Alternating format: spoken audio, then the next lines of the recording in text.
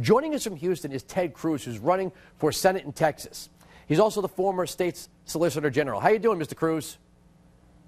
Andrew, it's great to be with you. Now, you're a rock star when it comes to a belief in the Constitution. I know that because I've seen you speak and I've interviewed you before. Here we are about to have the final debate. I think it would be appropriate for Bob Schieffer to actually throw in a couple of immigration questions, since it's foreign leaders that seem to want to give us more lectures on U.S. immigration law, and maybe put it to rest whether or not the president has the authority under the Constitution to make up immigration law.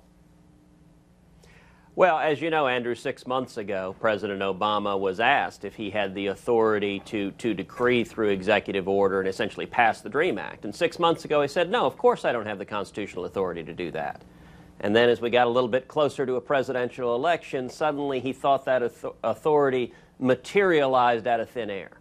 Do you feel it is an unfortunate pattern of this president of disregarding the Constitution that he has followed over and over and over again. Do you find it fascinating that he just justifies his constitutional overreaches? He'll say things like, well, Congress won't act here. Okay, well, then you're stuck with it. It's not like your powers somehow change or augment or increase because Congress won't do what you're telling them to do. Congress doesn't take orders from the president. Well, that's exactly right, and the hubris of power has never been so manifested as it is with this president.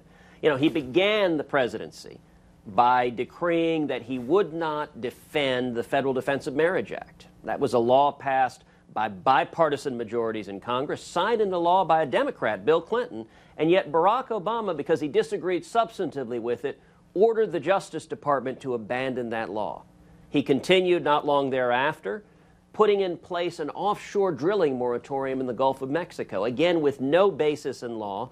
With respect to that issue, I actually represented the U.S. Chamber of Commerce and a bunch of chambers of commerce up and down the Gulf Coast challenging Obama, and the Federal Court of Appeals agreed with us that he had no authority under federal law to do what he did, but he did it anyway. And then with respect to granting amnesty to some 900,000 illegal immigrants, he simply did so with the stroke of a pen, disregarding the immigration laws that have been passed into law by Congress. I'm asking all these questions on the Constitution and immigration for a reason. And in the last debate, I was kind of shocked to hear him say that if oil companies didn't drill when he told them to, he would just take their land leases back, as if contracts no longer exist when he decides they no longer exist. The reason why I'm putting this to you on immigration is if people are coming to this country, they're usually fleeing countries that don't respect the rule of law, that don't have constitutions, that don't allow the people to have a say-so in who their leaders are, and when they do, it's really just a show.